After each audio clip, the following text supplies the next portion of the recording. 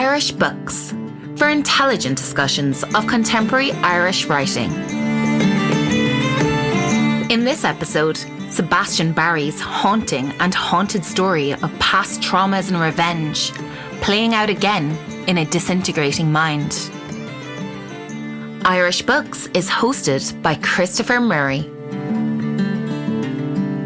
Published in 2023, Old God's Time is a novel by Sebastian Barry. It was longlisted for the Booker Prize that year. My guest to discuss Old God's Time with me is Kevin Foster. Welcome, Kevin. Thank you for having me, Chris. Very happy to be here. Good. Can you give us an idea what Old God's Time is about? It's really focused on the main character, Tom Kettle, who is a retired detective from the Garda.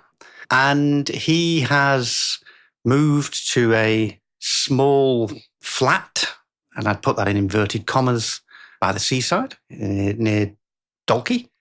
And really what the novel focuses on is, in some ways, the excavation of Tom's more immediate memories about what's happened to his family, in particular what's happened to his wife and the way that has impacted on the children of the marriage, is related to a criminal case involving the death of a priest. And in the process of having his memory jogged about that case, or forcibly awoken, in that he's visited by a couple of officers from his own former department, Wilson and O'Casey, who are looking into this cold case. He is in many ways forced to look back at what has happened and to uncover the fate of his family and confront, in many ways, the consequences of the larger crimes of the state.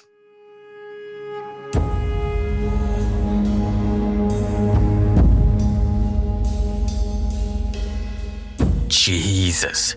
Go home, boys. You're bringing me back to I don't know where. The wretchedness of things. The filthy dark. The violence. Priests' hands. The silence. That's just Tom Kettle. Don't mind him. Feels everything too much. Murder. You could murder. You could strike. You could stab, shoot, maim, cut. Because of that silence. Better to do it. Murder. Kill. He felt it now. Burning.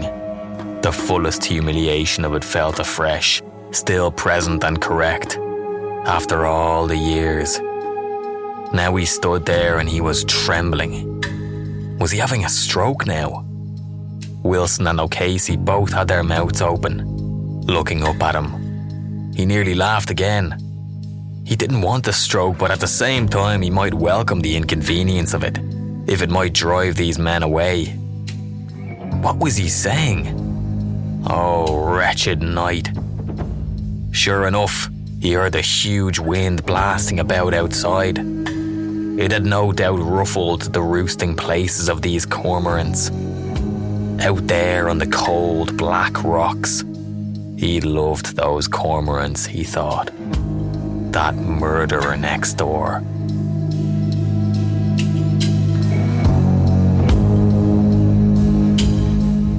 It becomes less of a question of investigation and more of a question of memory.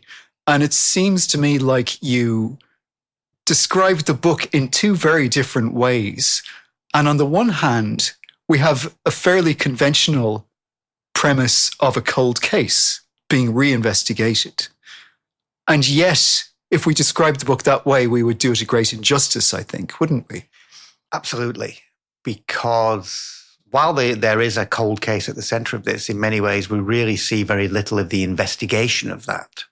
What lends the novel its sophistication and its complexity is the nature of and the role of memory in this, because Tom's brain is working in some very mysterious ways.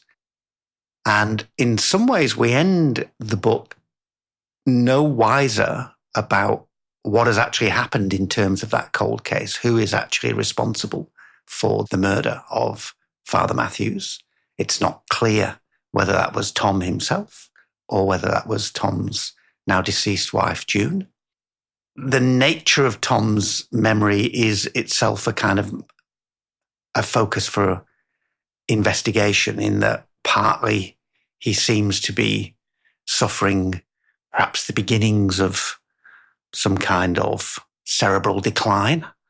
It could be that. He forgets things. He sees things. There's also been some very active and, as one works one way through the book, very understandable conscious suppression of memory. That's right. He says to the visiting detectives, actually, the truth is I have no thoughts. I'm trying to have none anyway. And he is resistant to this process of recollection, to which, of course, ironically, he's compelled. There's actually very little progress, and we watch the assembly, or we're left to assemble perhaps a jigsaw of Tom Kettle's memories, which are more pertinent to the case than the visiting detectives might realize at the beginning.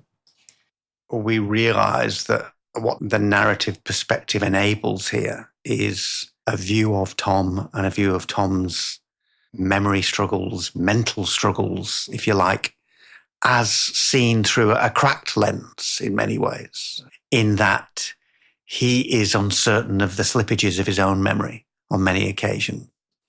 He sees things which are not there. He hallucinates on occasions. There are 2 appearances by a unicorn in this novel, which are telling moments.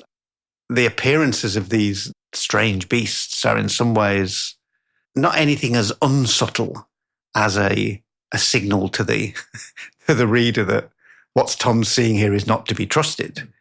Tom's memory is constructing past and constructing memories of the past which are intended to make the present more palatable in some ways. Not palatable as in easy, but palatable as in, I think, more survivable for him, because given the way that the past has actually worked out for him, it's a miracle that he's survived in the way that he has. To go to the question of the cold case, I think and you're quite right to point out that, the progress on the cold case is negligible. But I think the significance of the cold case is that it exists at all, in that what the police are looking into now are crimes against children committed by a priest.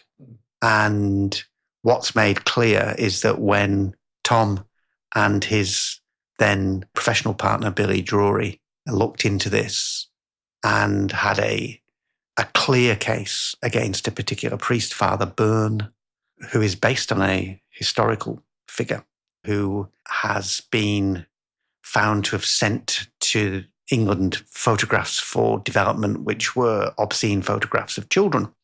And that when this has come to light and when Tom and Billy look into it, the matter is taken out of their hands and effectively handed over to the Archbishop of Dublin. And no further action is taken. The fact that this case can now progress is significant, in that the authority of the church, the relationship between the church and political authority, has been irrevocably broken. The church has been dethroned.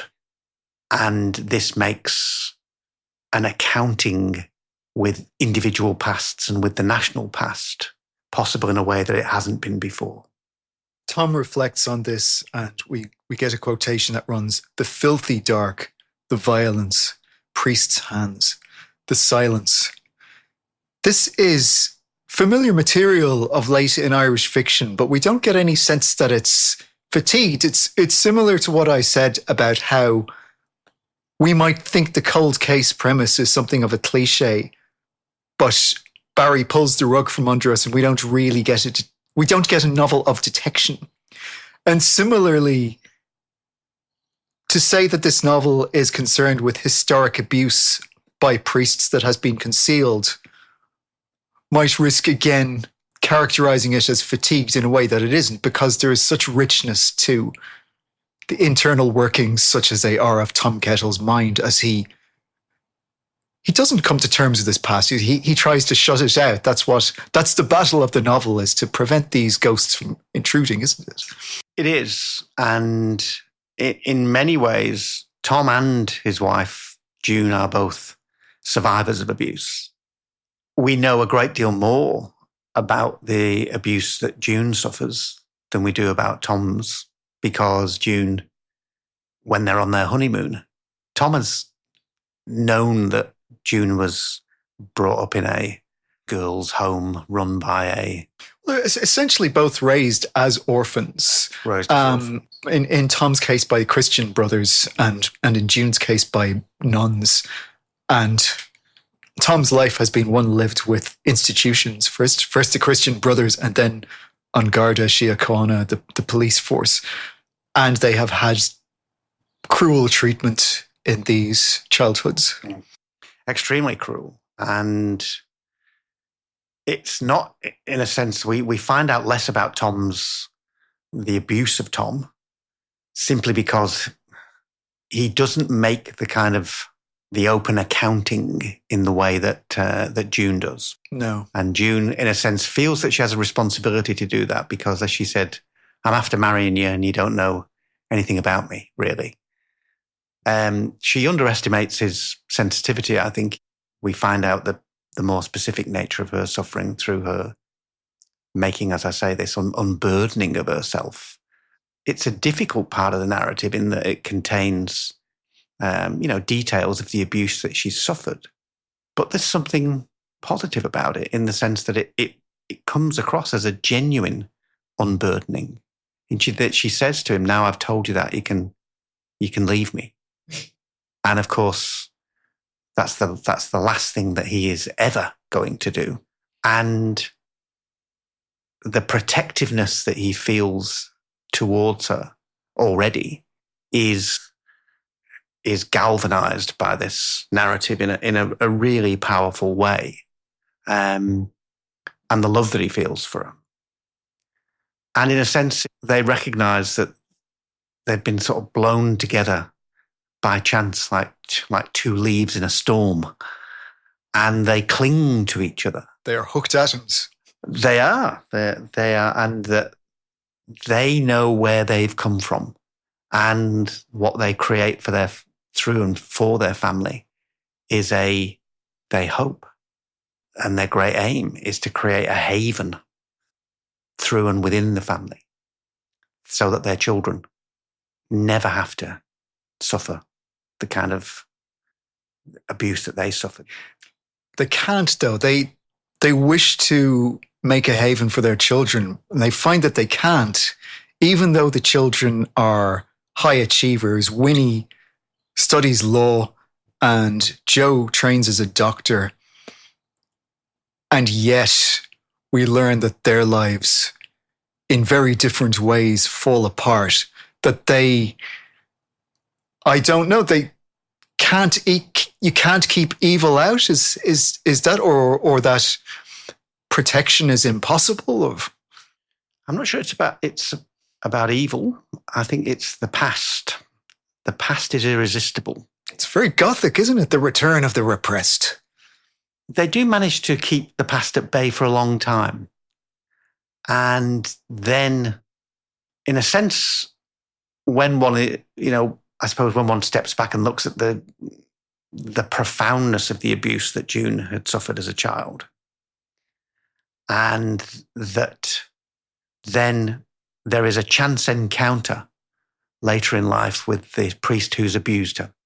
It's not an encounter between her and the priest. It's an encounter between Tom as a policeman and the priest in the pursuit of this case with Father Byrne that I'd mentioned earlier. And he is actually in a parish with Father Matthews. And the fact that case can't progress gets under Tom's skin, and he talks about it at home, something that he never usually does. He says it's 6 miles on the bus from Dean's Grange, where they live, into the city where his work is, and he keeps those two worlds separate very effectively. And the one time, it's a terrible irony. The one time, in a sense, he brings his work home. Oh, my Lord. Well, that's it. He at times has wondered whether it has had a negative effect on the marriage that he has had to absent himself as a policeman, which is, I suppose, a cliche of the policeman, perhaps in real life as well as in fiction. And ironically, as you say, it's when he does bring his troubles home, that's when everything starts to fall apart. I think he's hard on himself there. I mean, there's no suggestion, I think, that by keeping work and home separate, that the marriage has suffered. There's very little sense that the marriage has been anything other than very harmonious, very happy. Like any relationship, it's had its moments, but they've always, made up on the spot, reconciled, and the love is. But it's impossible. It's too idyllic, isn't it? We see those images of their wonderful marriage and we know that this can't last. There's a dark cloud on the horizon, Sure always. And it's when of course, with that moment when he brings his work home and he explains what's happened, and June says, that's the priest who abused me. And she develops, not unreasonably, quite understandably, an obsessive need to see him. She needs to, as it were, confront the past. She needs closure. She's looking for some kind of closure, but the closure that comes is a little bit of a surprise to all of us.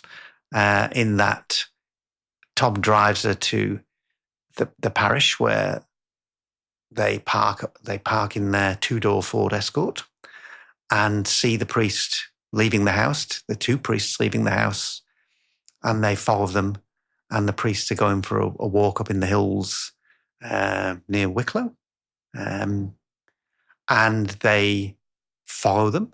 And this is where the description becomes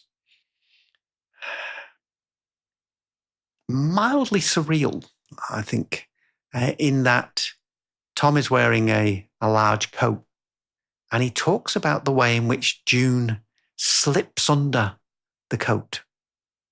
And the image he keeps coming up with is like a rat collapsing its bones to get through a narrow aperture. And he talks about June coming in under his oxter.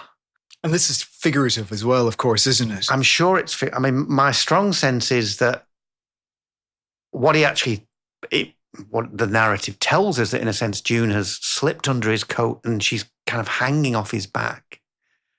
And when they circumvent the priests and get to the top of the hills before they do, and that June then emerges and confronts him with the family bread knife and stabs him in a frenzy. It's a frenzied attack. And he then pitches over the edge of this particular hill or cliff and falls to his death, having received many wounds on the way down from the... Now, it seems to me that the presence and the position of June in this narrative is figurative. That my own strong feeling is it's actually Tom who kills him. And in a sense, he's kind of, what he's describing is that he's sort of possessed by June. And is June then something like a figure for how Tom ends up conflating the personal and the professional, that he can no longer keep those two selves separate? I think, in a sense, what June becomes the explanation for the fact that this case, unlike many others, Tom's dealt with, he's an experienced policeman, he's dealt with it all. He's dealt with, every kind of violent crime. He takes us back to one or two particularly harrowing crime scenes, the bomb in central Dublin in 1974. That's correct. And he's had first-hand experience of the violence of terrorism, and he has spent time in Malaya and has spent time with a sniper who has killed 57 people and notches his rifle every time he takes a life. So Tom has seen much suffering. And been able to take life previously at a distance, but with, I wouldn't say with little effect. He's invalided out of the army pretty much with what we'd now consider post-traumatic stress disorder. He's He's simply unable to do the job after about 12 months. And if you've shot 57 people after 12 months, it's understandable. So he's somebody who's, violence has been a presence in his life from his earliest childhood. And obviously through his professional life as a policeman, it's a violent world. That's right. But this is a different kind of killing, in a sense. It's because it's done very up. You're close enough to put a knife into somebody. That's different from shooting somebody from 400 meters or yards, as it would have been back then, 300 or 400 yards. But I think this case in particular has got under Tom's skin in the way that other cases never have, because it's personal, because he realizes that this is the priest. June tells him this is the priest who abused her. And I think it's only what the novel very deftly conceals here is the depth and the intensity of Tom's rage. We see June's rage, but in a sense, I think it's the operative force here is Tom's rage. Now, closure. It's an odd way to get closure. Murder? Murder, I think. One can see how theoretically... We don't speak from experience. Well, speaking for myself, certainly not, and I'm happy to take Chris's word. I would have thought it was an odd way to bury your demons. On paper, one can understand why one might be driven to such extremity, given the dreadful, dreadful things that have happened to June and to Tom as children. But in a sense, what Tom recognises is that once this murder has taken place, whether or not it's him or her, he said she's okay. She was okay for a time afterwards, but pretty soon after the murder, she began to withdraw. And in a sense, it's the past begins to consume her.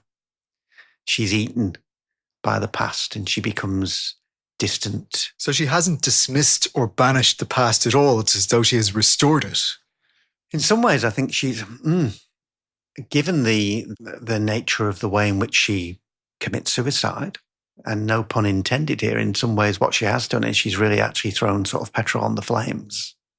She's endeavoured to bury the past, to extinguish it, but what she's actually done is she's fed it, and it comes back and it consumes her. Now, why then? Why she takes her life at the moment at the time that she takes her life? When he's in her first year at university, Joe is completing what in Britain we would have called A-levels. The leaving certificate. The leaving certificate. I think he's at that point of these are times when parents know that these are delicate times in a young person's life. It's usually not the time for splitting up, not the time for moving house, not the time for changing school. Okay, I could see where that line of argument is going.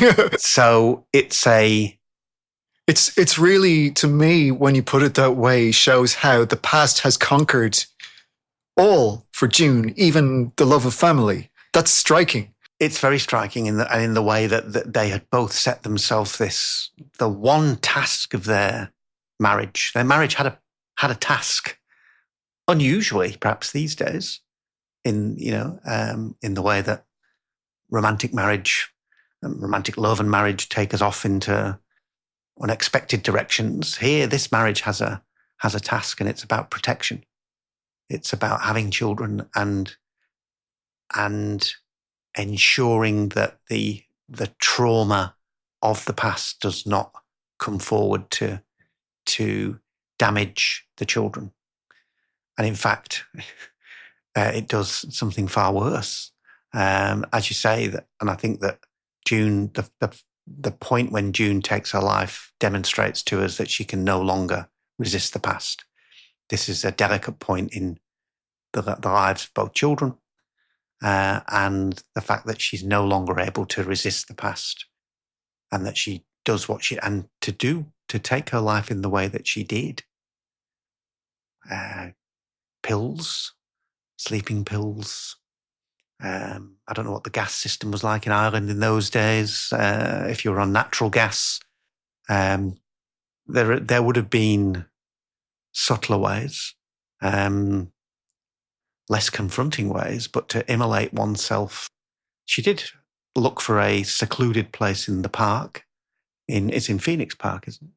I believe so, Phoenix Park. And she'd bought petrol, just enough to fill a container. We do think of it in relation to religious protests when we read about self-immolation, when those stories reach us in the news, which is not irrelevant to the storyline. It's not, and in many ways, one of the innumerable things that Tom loves about June is that she's a hippie, and with a small h, I think. And in lots of Tom's idea of a hippie is somebody who wears jeans, but that in some ways, Vietnam was kind of her war. It was that time of life, and one thinks of the Buddhist monks immolating themselves in Vietnam, and that act of sacrifice as being in some ways a protest against evil, a protest against violence, and an act of sort of ritual purification. And it's hard to find positives in the way that June sets herself on fire in Phoenix Park. But if one is able to think of it as an act of protest against the state and the church and the massive damage that their collusion has affected over generations and intergenerationally. And I think that's important. And then Winnie's life unravels. Winnie gives every appearance of coping and of, trying to get on with her life, but she falls to pieces and is first, I suppose, driven to drink. And then from there, she's anaesthetizing herself and becomes a heroin addict. Briefly, gets clean and briefly is, returns to what one hesitates to say normality, but seems to be getting back on track. There's a boy. It looks promising, but then, as is so very often the case with people in that situation, relapses and is found dead in a flat from a heroin overdose, but in a cruel echo of her mother's death has fallen back against a radiator and her skin is quite badly burned. So she's recreating the past in a sense, even without intending to. Yes, in a sense, the past has recreated the past in some ways here. All of which Tom is in denial about all of this, of course, isn't he? And when we meet Tom in his flat in Dalkey, he has the Lilo out for when he will visit again. And when he pays a visit at some point during, while through our narrative. Because time is unstable. When he pays him a visit, he's only been in this. Was he in the flat when Winnie died? If we're told that he has only been in the flat for 9 months and that Winnie has been in the flat, then it must have been a very recent event. One wonders. And one of the fascinating things about this novel, which really struck me again on a rereading of it, is that I was less clear about the specific details by the end of this novel than I thought I was at the beginning. Some elements are very unstable. One incident is that the landlord, at one point, Mr. Tomelty, has a lovely car, and he sees Tom Kettle walking around Dalkey and gives him a lift home. And sometime later in the novel, Tom makes a reference to the car, and Mr. Tomelty says, I got rid of the car years ago. So obviously he's not been in the flat for 9 months. It's a figurative date. It's a strange time span to put to it, but it doesn't seem to be the right one. It's a significant time span. Sure is. It's a pregnancy. It's a pregnancy time span. And the day, of course, that Mr. Tomelty, in his finery, because Tom only ever sees him in his gardening gear looking, he says, like a bit like a tramp, very dressed down. So little sense of Mr. Tommelty having a more affluent side, which he clearly does have. Well, he's living on the Irish Riviera, a staggeringly expensive property. And seems to own the hotel where Tom and June had their had the reception for their wedding. That's right. Tommelty's. Colonial Hotel in Dunleary. And when Mr. Tommelty picks Tom up that day and invites him in for a drink, he goes in and he meets Mrs. Tommelty, who's the authority on a specific species of rose and seems like a warm woman, chatty, very pleasant, mixes Tom a drink. Tom doesn't drink. There are 2 occasions in this book where Tom is given alcoholic drinks by others and he's content to sit there and hold them. But on this occasion, which is this little social scene, is recreated with extraordinary detail. And later on, during a conversation with Mr. Tommelty in the garden, where we find out about the car, that he's got rid of the car years ago. And he got rid of the car years ago because his wife died in 1988, we're told, after she was assaulted by a burglar. Again, the way that violence and the past reach into life. And Mr. Tommelty's got rid of the car because the wife loved the car and he couldn't. He said every time he went in the car, he'd expected to be in there. Couldn't bear to look at it. He couldn't bear to look at it. So he's, if only getting rid of the past was as easy as selling a car. This is not the only weird slippage, because there are other figures in the novel who seem to be so much of the past that they might actually be ghosts. The 2 children who live in the same building. Miss McNulty is an actress who has quite recently appeared, and Mr. Tommelty has a conversation with Tom about her arrival. And there's an older gentleman present, and they're both congratulating themselves on how broad-minded they are in thinking this could be an older lover of hers. It transpires that that's her father. And in a conversation with Tom, she makes clear that she's fled her marriage or a relationship in the UK, and that the daughter who Tom has seen playing in the garden is dead. And Miss McNulty explains how she came to die. And again, here is another story of quite shocking and violent child abuse. She is another figure to be protected, Miss McNulty. Miss McNulty is a figure to be protected, as is her little boy. And there is a very curious scene at the end of the novel where Tom witnesses, and again in inverted commas, the abduction of the child by the father who has been described to him, who then, on his way out of the building, jumps in a car and assaults Miss McNulty as she has arrived to try and extract the little boy from the car. The man, the husband, then takes the boy just a very short distance down to the dock, jumps into a boat and heads across to the island that Tom has spent his long afternoons admiring from across the bay. I was going to say populated these days mostly by cormorants, some of whom are picked off by his cello-playing neighbour, Mr. McGillicuddy. Who was a weird reenactment of the sniper work in Malaya.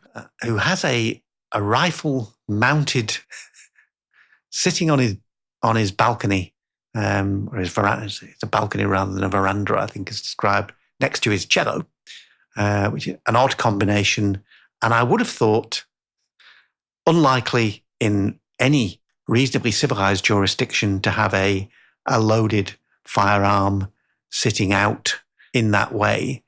Nevertheless, the rifle is present in the novel, and Tom is then able, the estranged father has taken the child across to the island and is mooring the boat at that point, and Tom makes this character his 58th victim, or perhaps 59th if we include Father Matthews, 58th by rifle. To me, it's a fantastical scene. I'm not sure any of it actually happens. But what it plays out in many ways is a fantasy of fulfilled protection. That Tom here is able to provide the protection and the dramatic intervention that makes that protection real, that he has been unable to provide to the most important people in his life. So Tom's, in some ways, he's a reluctant survivor.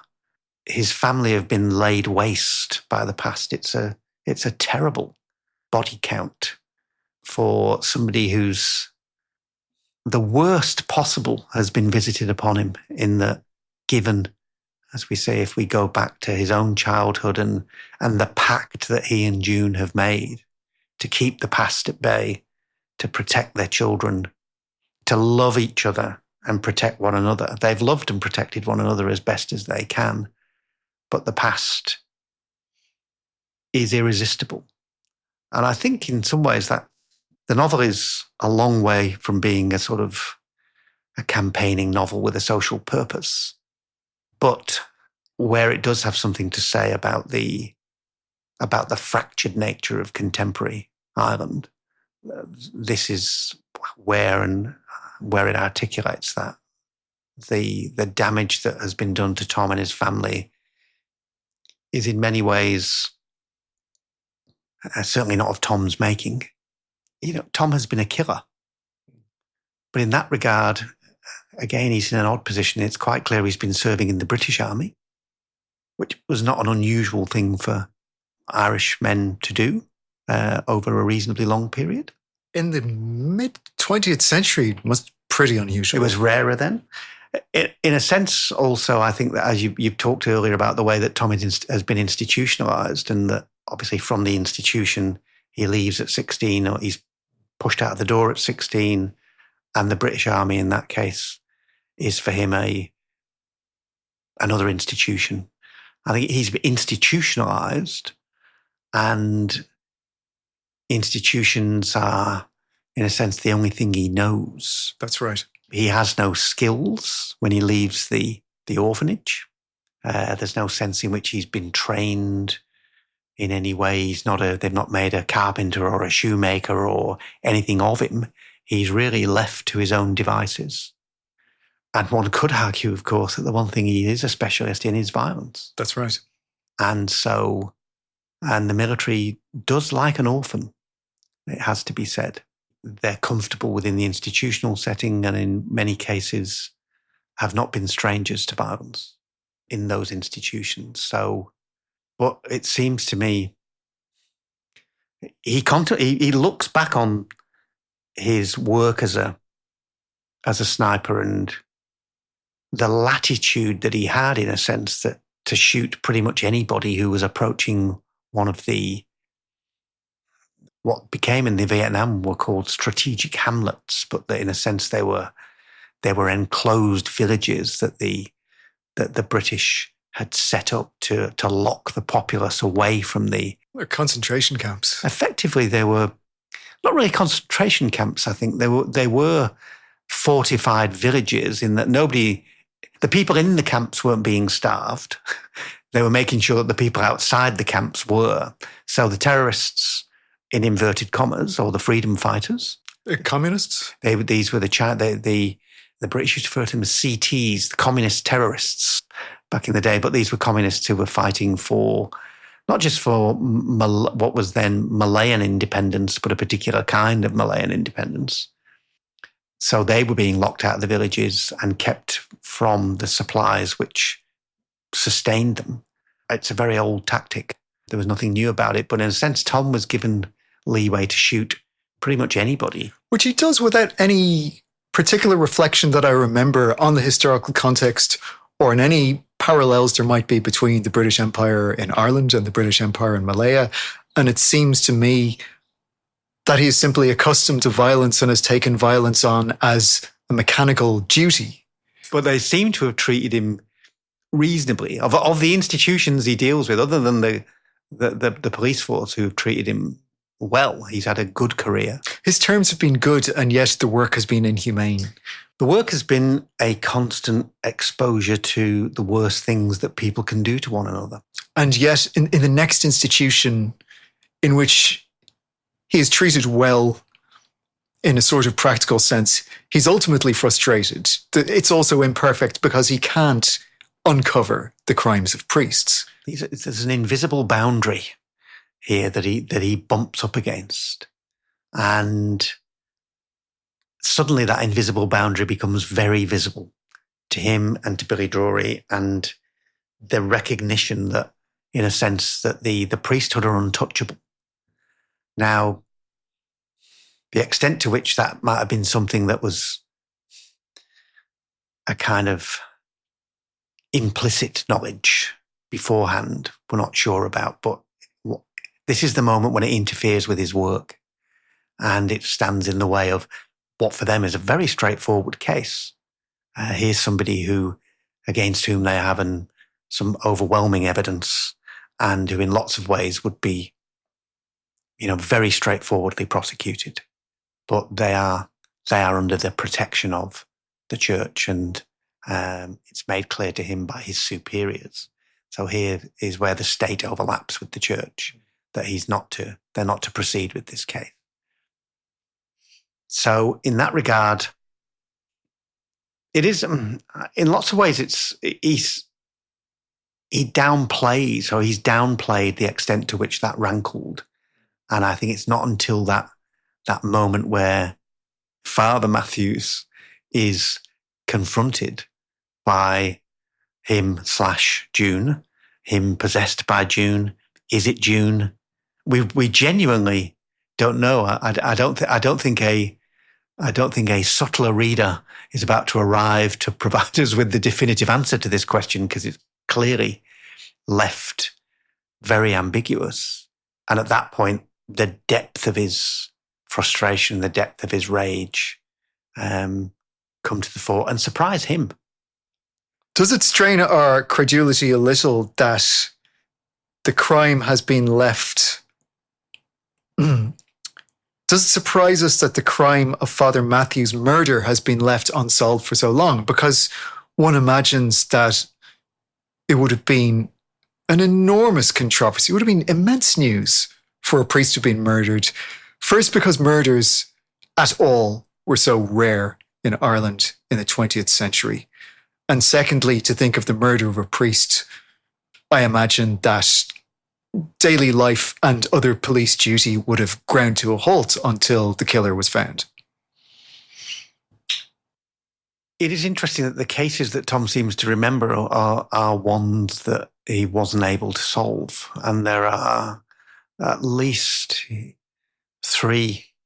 So he can't solve the Father Matthews case at the time. Well, he's not on the Father Matthews case at the time. He can't bring the Byrne case to a conclusion because he's prevented from doing so. He talks about the body of a young girl being found in a cemetery, and that this is a case that they never found out who the girl was. Not just that they couldn't solve the case, the girl remained a ghost in some ways, somebody they could never even identify. And then there's the very odd, and not really a case, of the bones of the child that are found on the island. Dalkey Island. On Dalkey Island. And it's not certain whether this is an archaeological find related to the much deeper, longer history of Ireland and all European countries in that regard. And the Danes regularly fishing people out of their bogs, and the British likewise. And in the case of Denmark, one thinks of many of those bodies that were produced, that the bogs gave up, who were clearly the victims of sacrifice. Talent man, like in Seamus Heaney's work. And Grauballaman. And so it's not clear with the bones on the island whether this was a... But they are a curious coincidence with Tom's glimpse of a child on Dalkey Island. Indeed, there and the dead girl, the dead child who has been present in the garden but can't have been present in the garden because she's in a cemetery in the UK. So he's a haunted man, and maybe that interferes with our judgment as to the, I don't know, credibility of the investigation. And he might have does he have a deceased partner as well? He does, Billy Drury. Billy Drury, and Billy Drury might have suspected Tom's involvement, I think, and perhaps steered the investigation away. I'm forgetting the exact image that he uses to describe what Billy would have gone through before he would ever have given Tom up. But it was quite clear that Billy would never have given Tom up. Billy kept the best case notes of any policeman in Irish history, it sounds like. And in that case, he has, if he suspected Tom of any involvement, he's not appeared in the notes. He's been written out of that. And Billy is dead because he's been killed quite unluckily and in many ways randomly. But Tom does see dead people. He does see dead people. He sees dead people everywhere. And what I think the novel does so well is the way in which it delivers the startling presence of these hauntings. That they are so three-dimensional. They are so real. And this, in many ways, is where the book leads to, because the conclusion of the book, the final page and a half of the book, in a sense introduces a whole new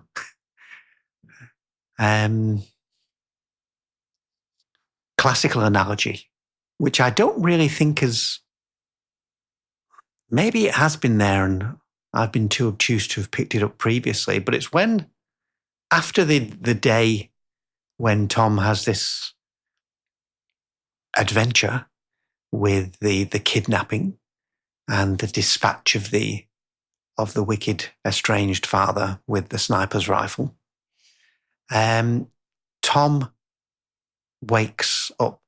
Now, at that point, he's not certain whether that whole episode is one that he's dreamed. But as he wakes, he realizes that there's somebody else in the room. And June is sitting on a chair 3 feet away from him. He's afraid to reach out and touch her, to take her hand, because he fears that the moment he takes her hand, she'll evaporate.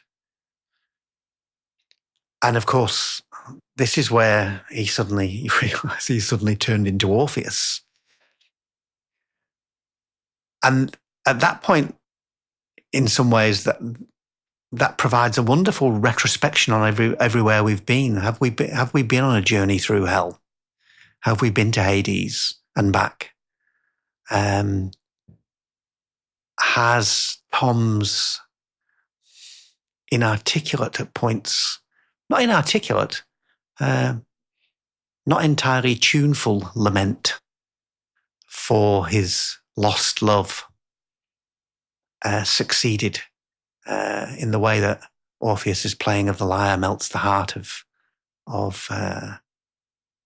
Pluto, of Hades? Hades has taken Eurydice to the underworld, and Orpheus journeys his way down to retrieve her and melts the heart of Hades by playing his lyre with such plangent beauty and is allowed to take her back. On condition that he must not turn to look at her. He must not look. He must not turn around. He must lead her out from Hades, but he must not turn to look at her. Almost at the very end of the journey, I think he hears, he wants to make sure that she's still there. Is he moved by noises that he hears from behind him? I'm not entirely sure, but he turns. And at that point, the flesh and blood Eurydice, turns into this, evaporates, turns into this wraith, which then slips. He reaches out for her and she slips between his arms in many ways. It's heartbreaking. Why does Orpheus look back when he knows he really shouldn't? Ovid says, frightened that she might not be well and yearning to see her with his own eyes. Through love he turned and looked, and with his gaze she slipped away and down. That's right. It's a fascinating moment because, in a sense, you stop at that point and look. It makes you retrospectively reevaluate everything that you've just read. And I think that what we've been at passengers on here is a journey through Tom's Hades. But I wonder about the end in the regard that, in a sense, he's frightened to reach out and touch her. But she remains, she doesn't disappear. Which leads me to think, well, then she's dead. We're pretty much sure, and she was not in a state in which one would wish to have brought her back by the time she died. But there's so much ambiguity. We've got a trauma victim for whom the suppressed past inevitably resurfaces. And we've got someone who appears to be experiencing dementia. And we've got a good old-fashioned haunting. We've got a good old-fashioned haunting. And I wonder if heaven is the place where one is reunited with the loved ones one most wishes to be reunited with. Has Tom actually, has he died and gone to heaven here in the last page of this book? Dorky wouldn't be a bad spot for it, gazing out the window at the sea. In lots of ways, that's right. He spent 9 months in this flat, and we're told that he's still tripping over his unpacked boxes. He hasn't moved in many ways. He's in a purgatorial place. He's in an in-between place in lots of realistic and physical senses.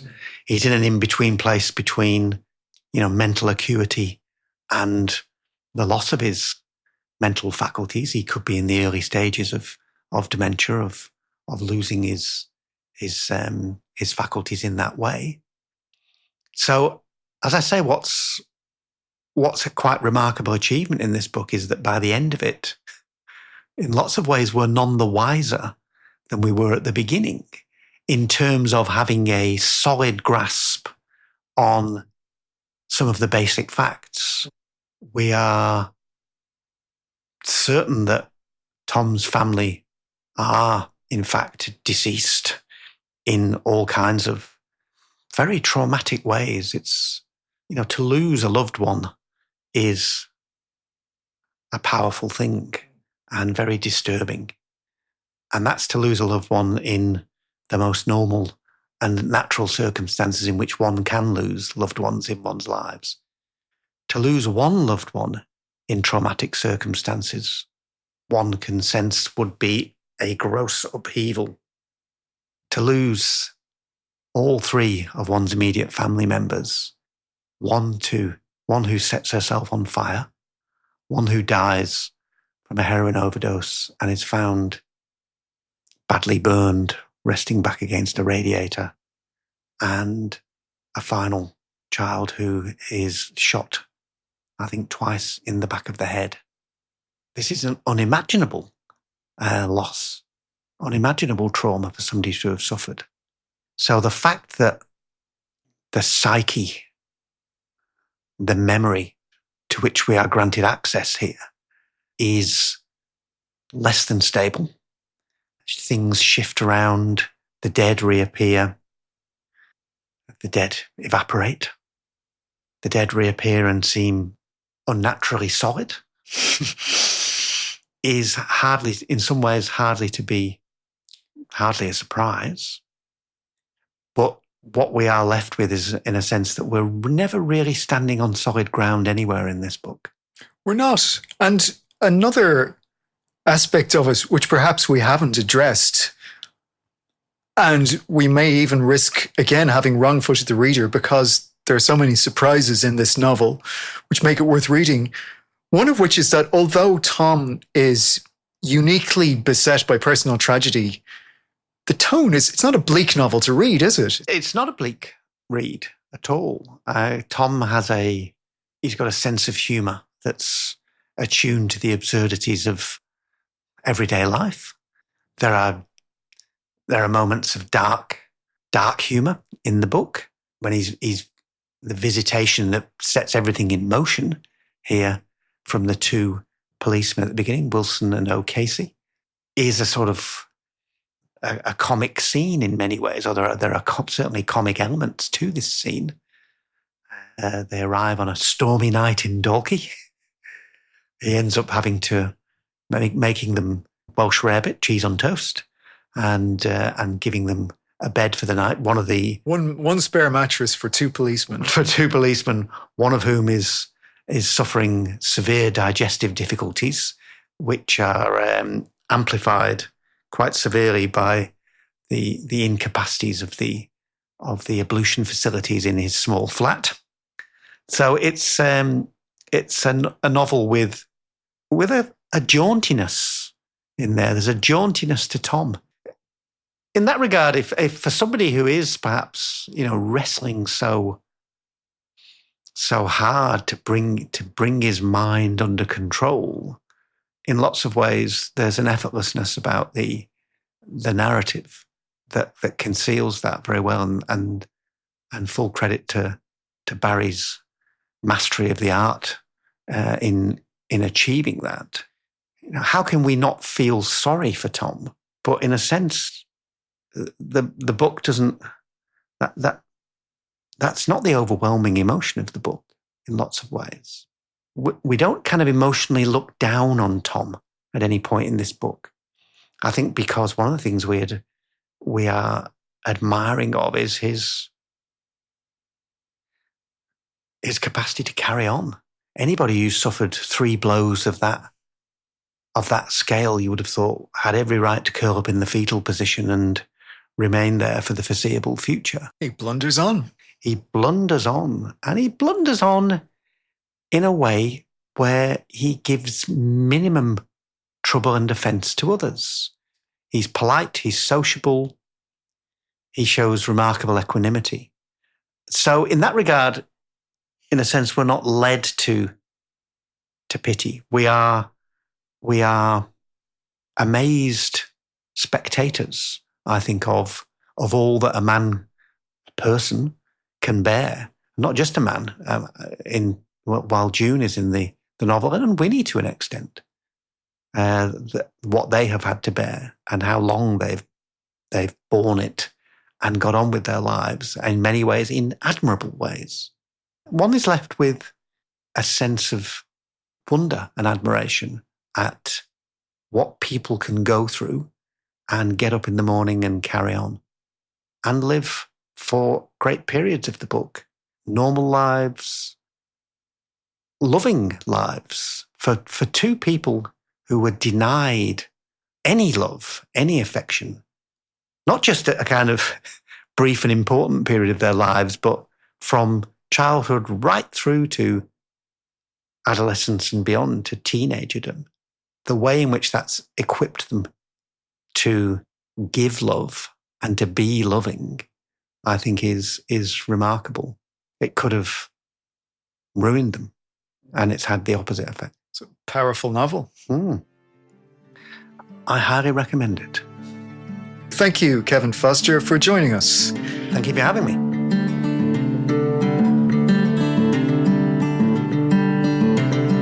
Irish Books is hosted by Christopher Murray and produced by Martin Franklin for East Coast Studio, with support from the Irish Department of Foreign Affairs and Trade, the Embassy of Ireland Australia, and Monash University.